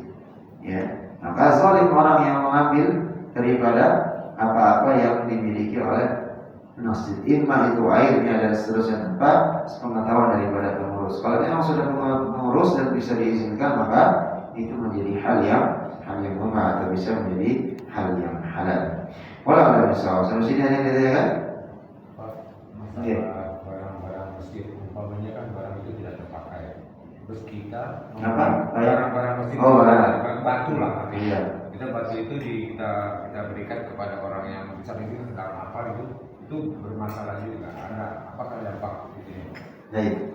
Jadi kembali lagi, ada kaidah di dalam fikih tatkala kita melakukan sesuatu atau memberi sesuatu dan itu hal misalnya kepunyaan umat, kembali lagi ya dalam struktur itu ada pengurus dan seterusnya. Kalau sudah disepakati oleh pengurus, maka mengambil kepada kaidah tatkala itu lebih bermanfaat untuk orang lebih banyak, maka itu lebih baik daripada hal itu menjadi mubazir atau tidak dimanfaatkan. Akan tetapi kembali lagi itu menjadi kewenangan. Kembali lagi kewenangan itu yang dimiliki oleh pengurus. Ya. Walaupun seandainya misalnya ada jamaah yang tidak setuju misalnya, tapi tatkala sudah ketok palu, pengurus yang ditunjuk sebagai pemangku yang sama-sama dipilih, dipercaya oleh masyarakat atau jamaah, atau apa namanya daripada jamaah dari yang dimiliki oleh masjid atau mushola tersebut, maka hal itu boleh, ya. Maka hal itu boleh. Intinya, tatkala menimbang melihat kemanfaatannya yang lebih besar, maka itu lebih baik disedekahkan atau diberi bagi orang yang lebih membutuhkan. Maka Bapak dan yang Allah Subhanahu Wa Taala, hatta kita menanam pohon pun, ya, tatkala pohon itu sudah tumbuh, lalu bisa memberikan keteduhan bagi orang yang jalan, bisa menerangi orang yang jalan tatkala hujan, bisa berbuah dan bisa dipetik dimakan oleh masyarakat, atau sampai ya semut pun bisa membuat sarang di sana, dia nyaman, burung pun bisa nyaman buat di sana, maka itu menjadi amal jariah bagi orang yang menanamnya. Sampai orang tersebut sudah tidak ada di atas permukaan bumi, artinya sudah meninggal, maka amal jariah itu akan mengalir. Maka ini bagian daripada hadis Rasulullah mengatakan, "Idza mata ibnu Adam qata amalu illa min thalatha." Sedekah jariyah, ya, ilmu yang tafa'u bih. Sedekah jariyahnya yang dia berikan, imma itu berbentuk fisik, imma itu berbentuk ilmu, imma itu berbentuk daripada pengalaman, berbentuk daripada tadi menanam pohon, kenyamanan dan seterusnya. Dia meninggal, maka amalan itu mengalir terus selama benda yang dia sumbangkan, yang dia berikan, pikiran dan segala macam itu terpakai, itu akan mengalir. Ya, al ilmu yang tafa'u bih. Begitu juga dengan ilmu yang bermanfaat yang dipergunakan oleh orang banyak. Begitu juga yang penting adalah walad saleh yang maulah. Ini anak yang dia didik menjadi anak yang saleh dan salehah, bisa mendoakan dia selesai atau setelah dia meninggalkan dunia ini. Maka Rasul mengatakan dalam sebuah hadis yang diriwayatkan oleh Jabir, "Man akala thawma wal basala wal qaratha." Ya, barang siapa yang makan bawang putih. Nah, ini sudah jelas disebutkan, ya. Al-thawma, bawang putih, wal basala, bawang merah, wal qaratha, daun dari bawang, ya. Fala yaqrabanna masjidana. Maka jangan sekali-kali mendekati masjid. Ya, fala taqrabanna masjidana. Fa innal malaikata, sesungguhnya malaikat, ya, tata'adza mimma yata'adza minhu bulu Adam. Sesungguhnya malaikat itu merasa terganggu, ya, seperti halnya manusia biasa merasa terganggu dengan bebauan yang tidak sedap. Bawang merah, bawang putih, ya, terus apa? Daun bawang dan termasuk jengkol dan petiknya. Kapan dia boleh? Kalau habis makan sikat gigi. Ya sama dengan rokok. Kalau sama dengan rokok. Intinya kalau memang Bapak mengambil dalil rokok itu hukumnya mubah, boleh. Ya, sebagian masyarakat mengambil hukumnya mubah, boleh. Tafadhol, silakan. Ya, akan tetapi sebelum, ya, kita sholat berangkat ke masjid, hendaknya sikat gigi, bersiwak, karena dia ada dalilnya bersih. Sama dengan tatkala kita sudah makan petik, jengkol, disebutkan di sini kan bawang merah, bawang putih dengan daun bawang, ya, secara khusus, dan dia mengeluarkan bau. Nah, itu yang menyebabkan malaikat itu tidak nyaman. Maka semua yang berbau-bau itu tadi yang keluar dari mulut dinisbatkan hukumnya sama di sini. Ya, bukan hanya bawang merah, bawang putih sama daun bawangnya saja. Ya, maka di sana ada dalil yang menyampaikan maka bersikat gigi atau bersiwak sebelum kita masuk ke dalam masjid supaya tidak mengganggu malaikat. Begitu juga dengan jamaah di samping kiri kanan kita. Karena ini bisa menjadi apa namanya, salat kita menjadi makruh, ya, atau bisa membatalkan salat, gitu ya. Jadi wallahu a'lam bishawab. Ada pertanyaan? Yang mana ya?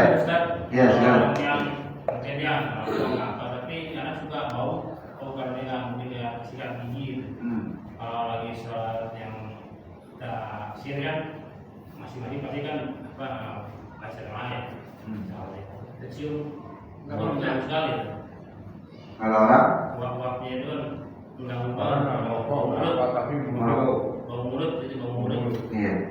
Ya, itulah makanya Rasul mengatakan dalam hadis, ya, la asyqa ala ummati, seandainya tidak memberatkan terhadap waktu, ya, tentang bersiwak atau sendiri atau sikat gigi, maka akan wajibkan setiap hendak salat itu sebelum salat harus bersikat gigi. Kalau tidak memberatkan orang, itu kata Rasulullah SAW. Jadi sehingga memang harus benar-benar membersihkan diri. Maka itu fungsinya tadi. Tatkala kita madmadah, berkumur. Tatkala kita mau berwudu, benar-benar berkumur, ya, istinsyaq. Begitu juga mau memasukkan air ke dalam hidung, mengeluarkan lagi. Ya tadi supaya nggak bersih, kalau bisa mengeluarkan lendir juga bersih, benar-benar bersih. Gitu ya. Jadi ini bagian daripada menyempurnakan daripada ibadah kita kepada Allah Subhanahu wa taala. Nah, sehingga itu bisa dengan maksimal di dalam kita beribadah kepada Allah Subhanahu wa taala. Nah, jangan kita mementingkan diri saja dalam maksimal beribadah. Tapi Islam itu adalah agama bagaimana juga memperhatikan daripada saudara muslimnya, kiri kanan orang saudara kita itu juga jangan sampai terganggu. Ya, itu dalam konteks sholat saja. Sholat kita sholat Allahu Akbar, kiri kanan terganggu dengan suara adik maaf dengan mulut bau kita. Maka di sini dalilnya Rasulullah mengatakan jangan sampai kita memakan makanan yang menyengat yang bisa mengganggu malaikat di sana. Malaikat terganggu karena dia bisa terganggu juga sebagaimana manusia terganggu. Nah, sama halnya juga kita dalam bertetangga. Gitu ya. Dalam sholat itu pentingnya kita berjamaah di dalam sholat itu. Pentingnya ada pelajaran-pelajarannya, kebersamaan, saling memahami, saling mengerti dan seterusnya. Ya, tatkala kita sudah saf rapi, ya, dirapikan saf, itu pertemukan bahwa antara bahu dan seterusnya, ya, sama dan seterusnya, sejajar sama, tatkala ruku sama, sujudnya sama, safnya sama semua. Ya, jadi sama tatkala kita bertetangga juga sama. Kiri kanan kita membangun kiri kanan ini udah izinkan, walaupun memang nggak perlu izin, paling tidak permisi. Takutnya nanti tetangga jadi bocor, takutnya nanti tetangga merasa terganggu dan seterusnya. Ya, nah makanya inilah pentingnya Bapak yang dirahmati Allah Subhanahu wa taala. Tatkala kita sudah ngaji, ya mohon maaf, biasanya kita kalau di teman kita yang senang karaokean, ya silakan karaokean di waktu-waktu yang memang tidak sampai mengganggu tetangga kita yang lain, gitu ya. Kalau saya pribadi, tapi kan kondisinya nggak mungkin nggak mengganggu. Apalagi mesti kalau karaokeannya aman di dalam ruangannya dia sendiri, dia mendengar aman. Tapi kan karena mungkin salonnya baru, gitu kan, bisa mega istilahnya bosnya mantap cakep gitu kan, sampai ruang salon isinya dua, gitu ya, dangdutan, boleh suaranya terus. Ya kayak di kampung, ya kayak orang hajatan, ya itu bisa mengganggu tetangga, bisa enggak? Oke, tetangga mungkin enggak menurut kita enggak, sudah biasa kita karaokean. Tapi kita enggak tahu dia gurunya di dalam bagaimana. Nah, setiap gurunya dia itu, ya alhamdulillah akan mengambil amalan-amalan kita. Kalau ada yang diambil, mungkin karaokean juga akan pernah sholatnya masih bolong-bolong. Ya, jaga ibadahnya yang lain juga bolong dan seterusnya. Apa yang mau diambil? Nggak ada, numpuk sudah. Ya, setiap kesalahannya alhamdulillah. Nah, ini yang perlu kembali kita perhatikan. Maka ada fadilah dari jamaah sholat itu, bukan hanya sekadar mohon maaf datang, bapak di sholat sunnah, selesai sholat sunnah langsung imam takbir ikut takbir, selesai itu salam, zikir sendiri, doa dan seterusnya. Maka ada dalil yang menyampaikan sampai kita dilarang tilawah Quran saja itu dilarang di dalam masjid tatkala ada saudara kita sedang sholat. Ada yang mengatakan bahwa hukumnya makruh, ada yang mengatakan haram. Jadi seperti itu. Benar nggak saudara kita tilawah Quran? Benar. Dapat pahala nggak? Dapat pahala. Tapi tempat dan posisinya kurang tepat. Ada saudara kita sedang sholat, kita baca Quran, gede suaranya, terganggu tak sholatnya? Bisa terganggu bacaannya dan seterusnya. Nah, itulah yang menyebabkan dari para ulama, dan sesuai dengan hadis Rasul mengatakan, ada mengatakan hukumnya makruh, ada yang sampai mengatakan hukumnya haram. Tatkala itu tilawah, karena bukan di tempatnya, karena tidak sesuai momentum waktunya. Sampai seperti itu, gitu ya. Yang dilakukan ibadah, iya yang dilakukan ibadah, tapi tidak sesuai dengan momentum. Maka Allah mengatakan dalam Al-Quran, ya, tidak setiap yang kita lakukan yang menurut kita ibadah dia baik di hadapan Allah Subhanahu wa taala, Allah Subhanahu wa taala itu baik. Dan setiap yang kita anggap itu jelek, buruk bagi kita, belum tentu juga di hadapan Allah Subhanahu wa taala menjadi sebuah keburukan atau menjadi dosa. Jadi akhir kata dari ayat ini, innallaha ya'lamu wa antum la ta'lamun. Sesungguhnya Allah Subhanahu wa taala yang Maha mengetahui ya atas segala sesuatu, baik yang terlihat oleh manusia ataupun yang tidak terlihat oleh kita. Wa antum la ta'lamun, dan kalian itu wahai hamba-Ku enggak mengetahui apa-apa. Mau profesor, mau apapun bentuk titelnya, itu tetap menjadi Allah yang maha segala-galanya. Seperti itu. Baik, ada yang lain? Pak, Boleh. tema. Boleh. Kalau sepertinya ini musola kita itu kan waktunya itu lebih dari 1 menit, satu kelebihan. Apanya nih waktu sholat? Ya, Sengaja dimundurin? nggak bisa tahu di. Ya sengaja dimundurin lah 1 menit gitu. Iya. Nah, Lebih jadi waktunya belum, tapi di sini udah. oh udah ada duluan. Ya, udah duluan. Berapa Nah, menit? orang jauh sana itu kan tidak tahu kalau di sini kecepatan. Orang lagi puasa itu batal nggak, Pak? Setengah jam tentang puasa masalah puasanya. Ya, kita lihat kalau telisiknya sekarang, misalnya ke depannya ada lebih cepat 1 menit, 2 menit. Iya. Ya, Pak Warta adanya berapa menit? Ya ini udah pas. Kalau di sini kan kurang.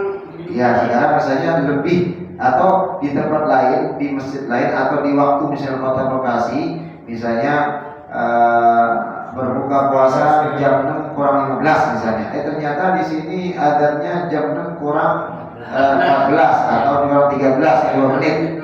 Nah, orang yang mendengar itu batal nggak? Iya, kalau Nah, dia langsung buka itu. ya. Nah sekarang pertanyaannya adalah kalau kita adzan dari awal sampai akhir berapa menit?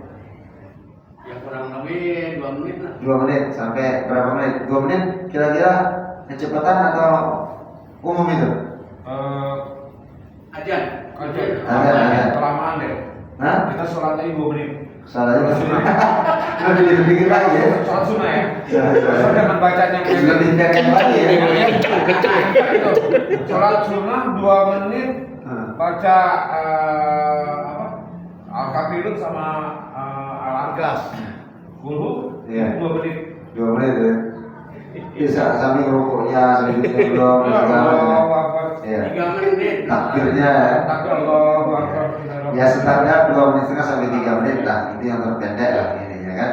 Nah konteksnya adalah kita adzan pertama, biasanya kan orang doa dulu kalau berbuka ya, kadang ujung-ujung langsung Bismillah, langsung ini, langsung ngelan segala macam.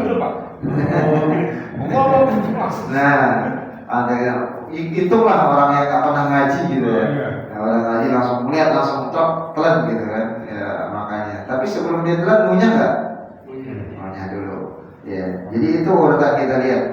Kalau misalnya jedanya 2-1 menit masih aman. Tapi kalau keluar setengah jam sebelum yang lain itu ada, nah itu masalah. Masa 1 menit itu kalau lari cepat dunia bisa sampai ini Pak. Lari gitu. Ngunyah ini masih diam kan. Ya. Ya kan biasanya kan duluan yang bukan nasi kan, gorengan duluan, ya, kunyah dan seterusnya. Nah yang perlu kita perbedakan antara saum Ramadan yang wajib dengan saum sunnah. Nah kalau saum sunnah itu kan kalau kita terlupa dari niat atau terlupa daripada sahur, bangunnya kita mau siang, tiba-tiba keluar malam melupa niat, ya mau puasa sunnah, ya bangunnya ternyata jam 10. Udah bangun itu aja niat kan. Tapi jangan minum, jangan sahurnya jam 10. No itu saum kalau langsung minum gitu ya enggak, langsung lanjut. Tapi kalau saum Ramadan yang wajib tidak bisa. Itu perbedaannya. Nah, tatkala kita berbuka pun ya sama halnya berbuka, ya tatkala adzan pertama misalnya lebih 1 menit, kurang 1 menit dan seterusnya, tapi orang yang mendengar itu dia yakin itu sudah masuk waktu maka sah. Gitu ya, maka sah.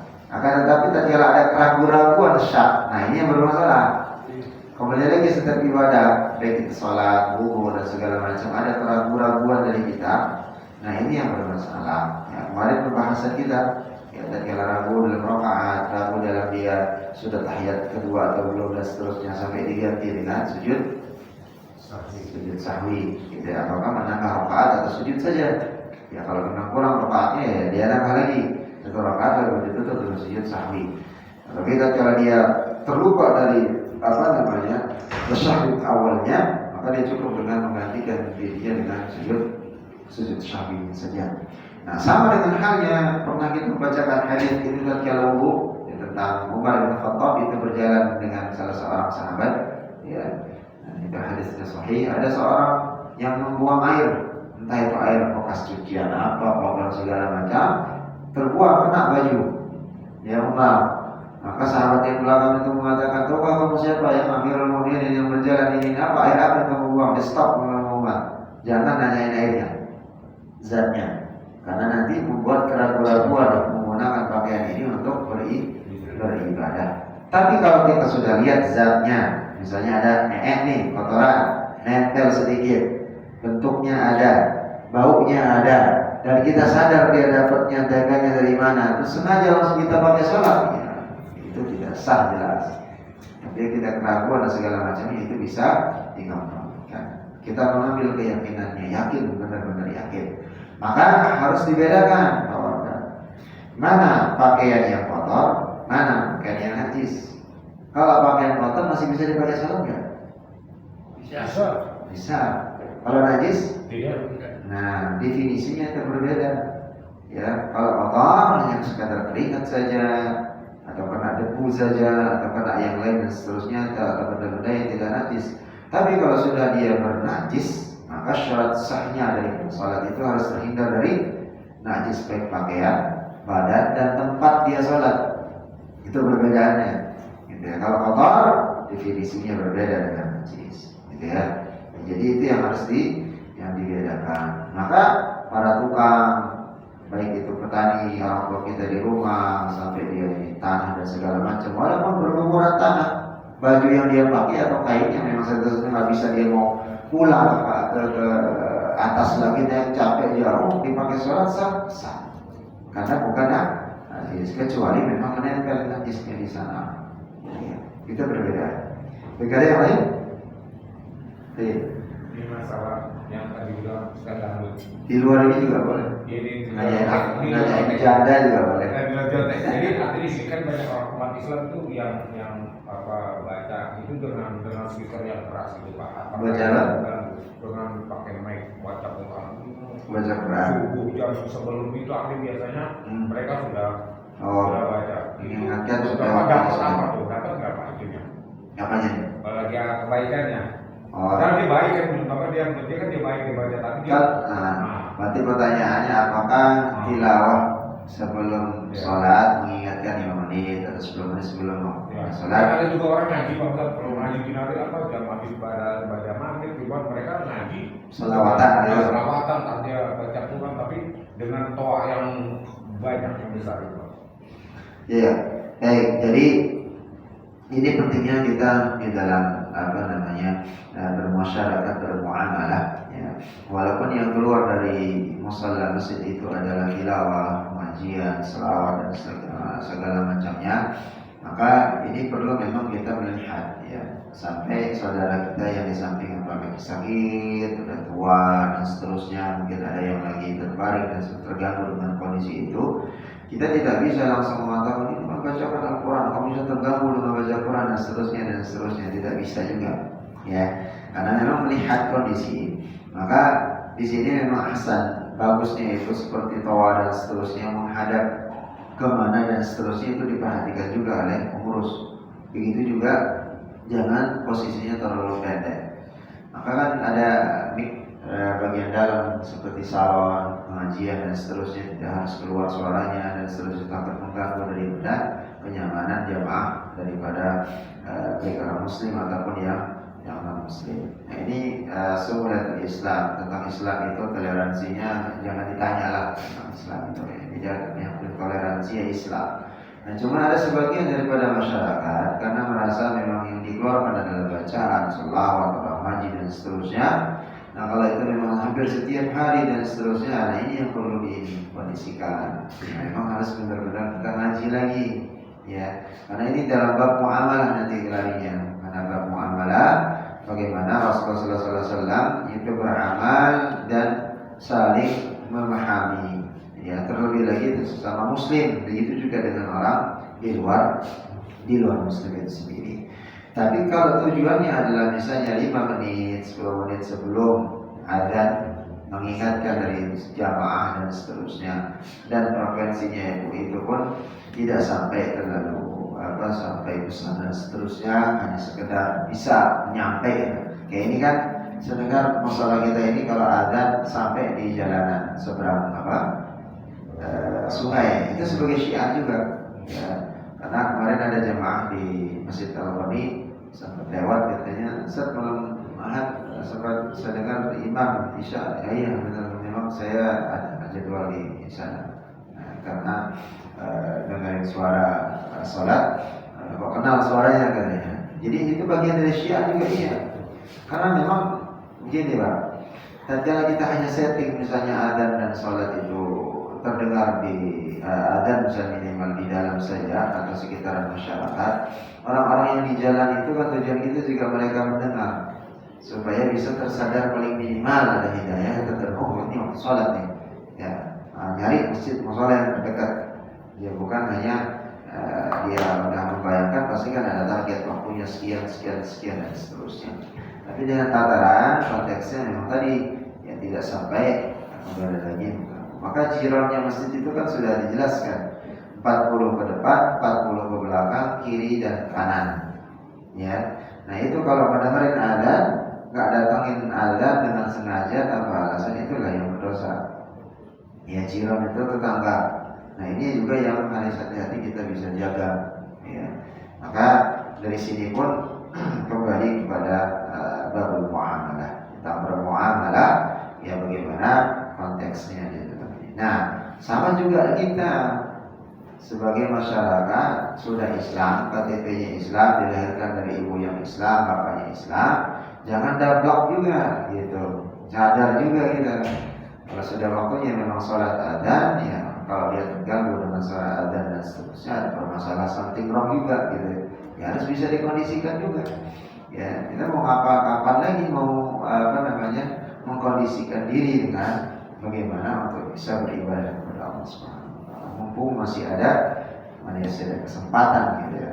Ya jadi konteksnya tadi ya ada hal-hal yang memang harus dibicarakan secara bersama dalam konteks mengurus masyarakat, saling memahami dan bisa saling mengkondisikan saja dengan warga insyaallah. Walau besar sudah. Baik, tilawah kita terakhir kemarin di surat apa? Surat. Ya. Bukan mengambil dari Ya. Nah, saling mengenal. Ali Imran ya. Iya, betul.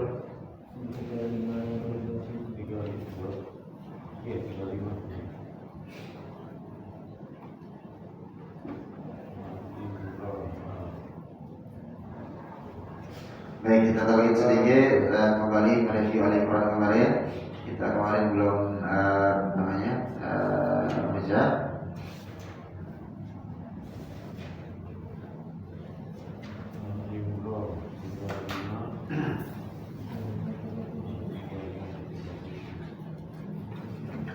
Baik, sedikit kita ulang. Ya, di Ali Imran. Saya talkinkan kembali sekali, nanti bapak-bapak bisa mengkondisikan bacaan insyaallah. A'udzu billahi minasy syaithanir rajim. Bismillahirrahmanirrahim. Perhatikan panjangan pendeknya dan tempat wakaf.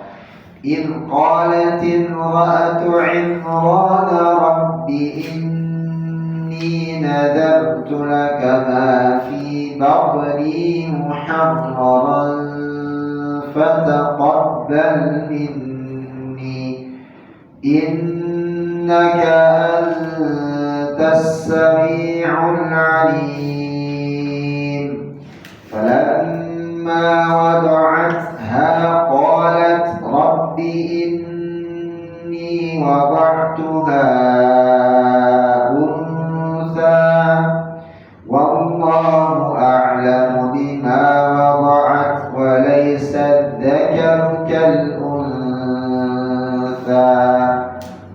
إني سميتها مريم وإني أعيدها بك وذريتها من الشيطان الرجيم فتقبلها ربها بقبول حسن وأنبتها نباتا حسنا وكفلها زكريا كلما دخل عليها زكريا المحراب وجد عندها رزقا قال يا مريم أنى لك هذا قالت هو من عند الله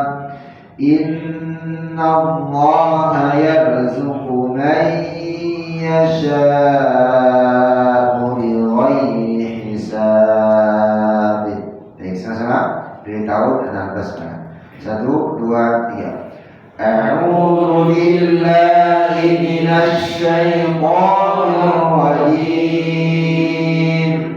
Bismillahirrahmanirrahim.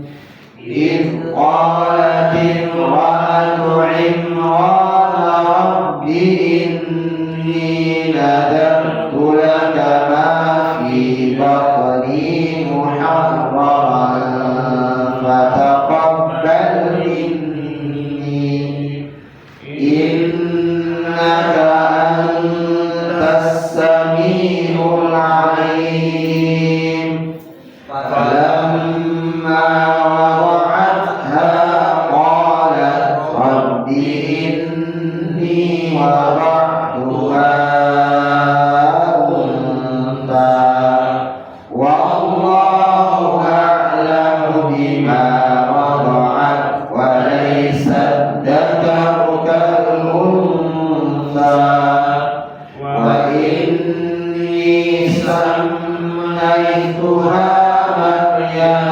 وإني أعيذها بك وذريتها من الشيطان الرجيم فتقبلها ربها بقبول حسن وأنبتها نباتا حسنا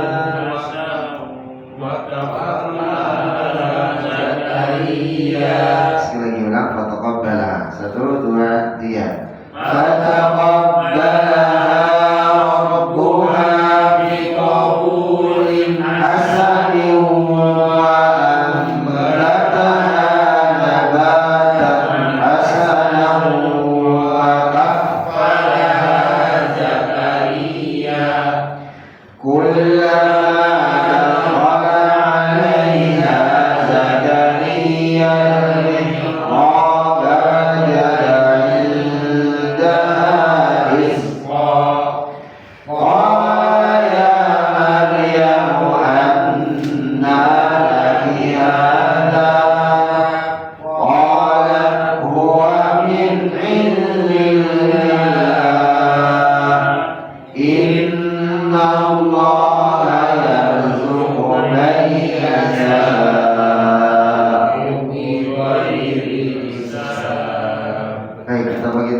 dari Pak Afif ke sini, Pak Tora.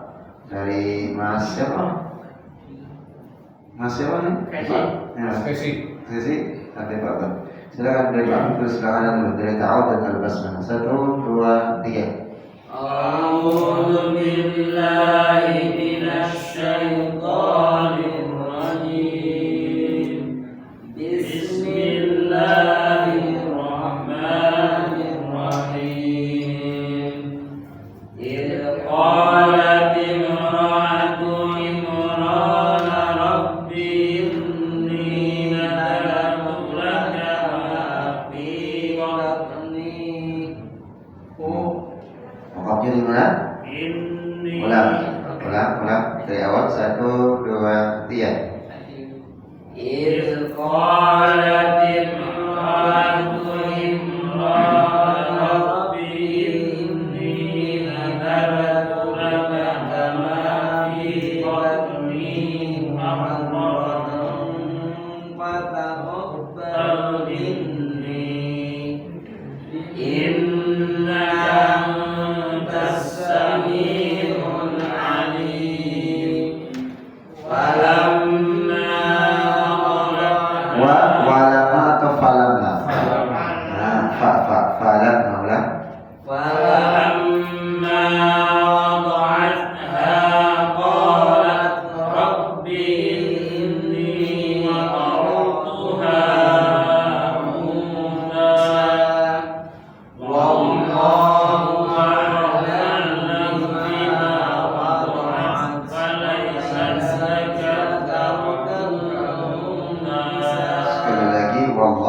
1, 2, 3. Wallahu a'lamu bima wada'at wa laysa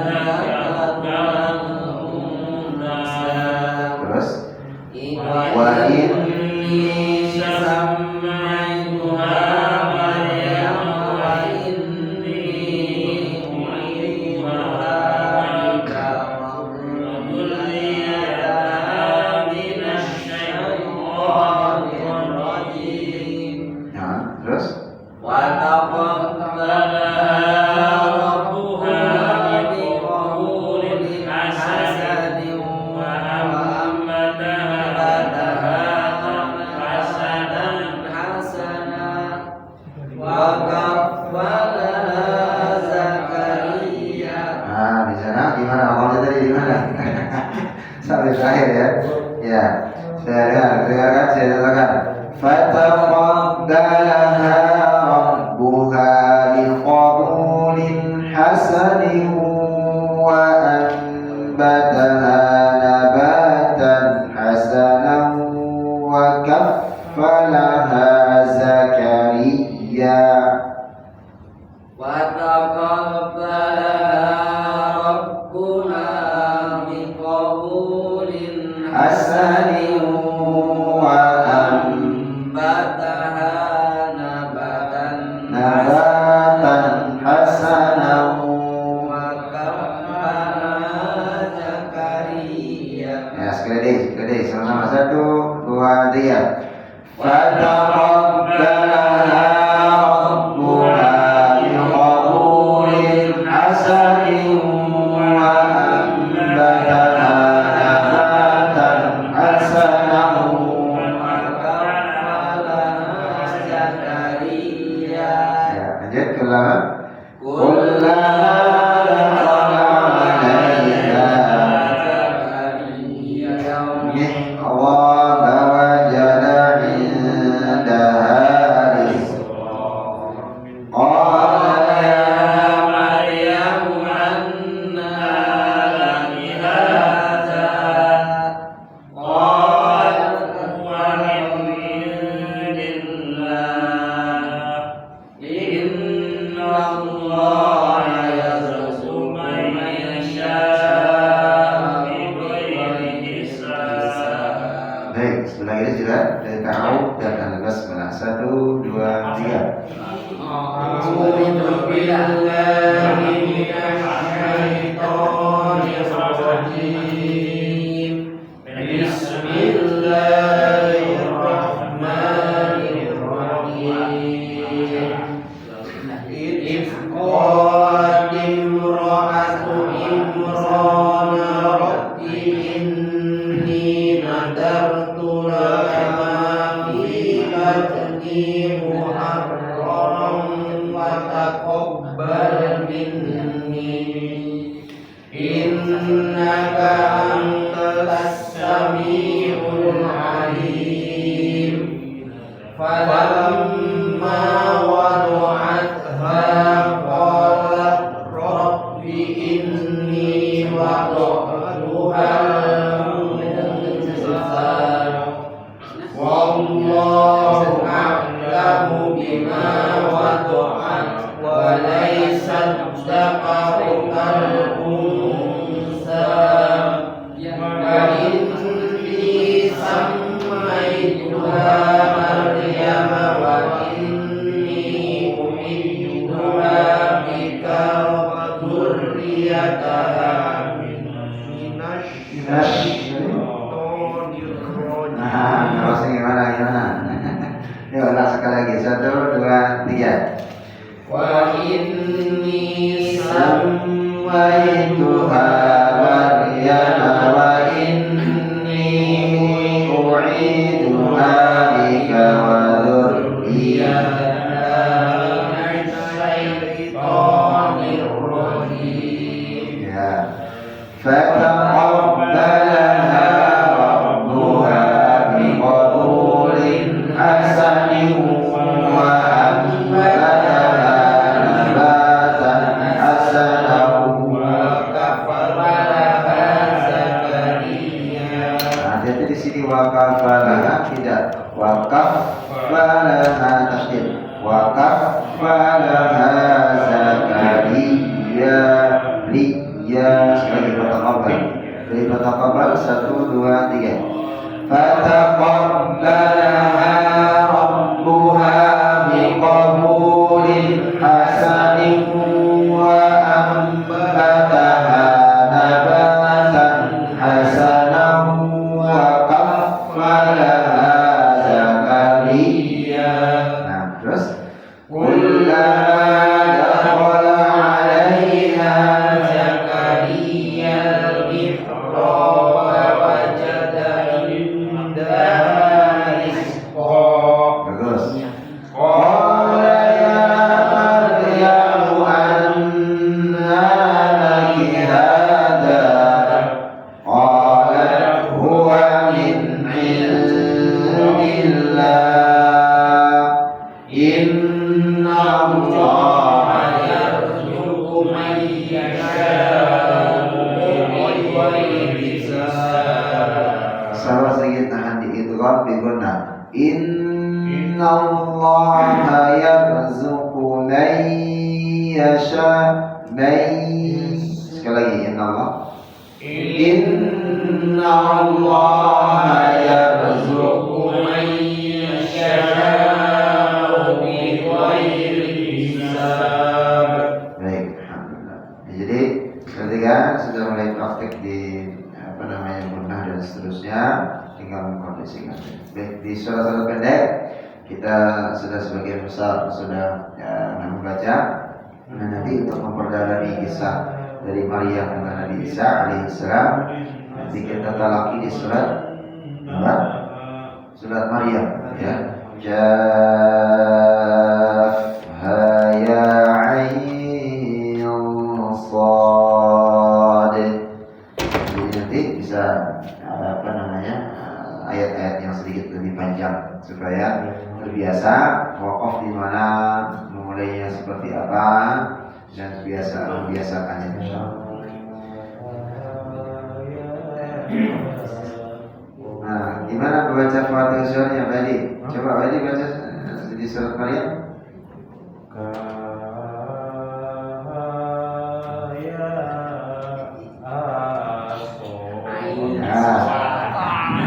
Putus. Nah, itu kalau tadi cara baca tadi itu cara di kampung baca yang belum ini ya. Nanti ada metode kemasan pernah Ustaznya ini menjelaskan juga saya tentang yang pernah ngisi yang di ini sama Pak Taufik itu secara pernah atau tasin saya lihat di YouTube jelasin di sini. Oh, aduh, sebulan. Sebulan. Nah, itu karena pernah itu dicatatkan. Jadi ada syarat-syaratnya di Fatihah surah. Jadi Fatihah surah itu minimal satu cara membaca ya semua huruf hijaiyah dibaca dengan lahjah atau bacaan aslinya. Kaf dibaca kaf, alif dibaca alif, jangan alif dibaca a. Ya, jadi dia berbeda dengan tatkala masuk ke ayat. Nah, itu namanya Fatihah surah. Alif, lam dengan mim. Alif dibaca alif, lamnya dibaca lam, mimnya dibaca mim. Bukan alama, bukan. Nah, sama dengan kaf ini juga. Bukan kahaya asr, tapi dibaca hurufnya pertama satu persatu. Jadi baca huruf satu persatu, tidak boleh terputus-putus. Ya, maksudnya huruf satu. Kaf, ha, ya, ain, sad. Jadi harusnya mau gak boleh putus. Kaf, ha, ya, ain, sad. Lalu ketiga, itu pertama tadi baca huruf satu persatu, semua huruf sesuai dengan huruf hijaiyah bacanya. Alif, ba, kaf, ya, ain, shad, sin, qaf dan seterusnya, ta dan seterusnya. Jangan ini. Nah, jadi satu. Lalu berikutnya tidak boleh terputus-putus. Dan syarat ketiga berlaku hukum tajwid ditahan, yang dibaca ikhfa diikhfakan, diidghamkan diidghamkan. Contoh yang ditahan, ya, contoh yang ditahan misalnya nanti lagi membaca hamim, dan kalimat alif lam mim, ya. Jadi kalimatnya alif lam mim, mim ketemu dengan mim idgham mimi, lam tulisannya lam dengan mim, mim ketemu mim, itu berlaku hukum tajwid. Sama dengan kaf tadi di Maryam, kaf ha ya ain, ain tulisnya ain, ya dengan nun, sukun ketemu dengan sad, berarti ikhfa. Kaf ha ya ain, ikhfa. Sad kalau pelan berlaku hukum tajwid, ya. Insyaallah nanti di depan kita bisa, ini masih bisa ditulis kan? Nah, nanti saatnya contohnya gimana supaya lebih terang dari aturan yang seharusnya gampang ini, ya, nanti bisa lebih maksimal insyaallah. Baik, kita cukupkan. Ada yang bertanya insyaallah ya, disimpan buat pekan. Sama-sama berdoa kepada Allah Subhanahu wa taala. Allahumma shalli ala Muhammad wa ala ali Muhammad kama shallaita ala Ibrahim wa ala ali Ibrahim fil alamin innaka Hamidum Majid. Allahumma ighfir lana dhunubana, Allahumma ighfir lana dhunubana wa dhunub walidina warhamhum kama rabbawna shighara, warhamhum kama rabbawna shighara ya arhamar rahimin. Allahumma ighfir lil muslimin wal muslimat wal mu'minin wal mu'minat al ahya'i minhum wal amwat wa ya qadiyal hajat. Allahumma ighfir lil muslimin wal muslimat wal mu'minin wal mu'minat al ahya'i minhum wal amwat wa ya qadiyal hajat. Ya hayyu ya qayyum برحمتك نستغيث، يا حي يا قيوم برحمتك نستغيث. اللهم تقبل دعاءنا، اللهم تقبل من كل حاجاتنا، اللهم تقبل تلاوتنا من تلاوة القرآن يا أرحم الراحمين. اللهم اجعل لنا وأهلنا وأولادنا من أهل القرآن، اللهم اجعل لنا وأولادنا وأهلنا من أهل القرآن يا ذا الجلال والإكرام. يا حي يا قيوم. اللهم رب الناس أذهب البأس، اشفنا وأنت الشافع، لا شفاء إلا شفاءك، شفاء لا يغادر سقما، شفاء لا يغادر سقما. يا مقلب القلوب ثبت قلوبنا على دينك، ثبت قلوبنا على طاعتك يا ذا الجلال والإكرام. ربنا ظلمنا أنفسنا وإن لم تغفر لنا وترحمنا لنكونن من الخاسرين. ربنا آتنا في الدنيا حسنة وفي الآخرة حسنة وقنا عذاب النار، والحمد لله رب العالمين. Kurang-lebihnya dapat dan ibu dan Allah Subhanahu wa taala, mohon maaf apabila ada perkataan sikap kurang baik, benar dari Allah Subhanahu wa taala. Salam pribadi saya sendiri. Assalamualaikum warahmatullahi wabarakatuh.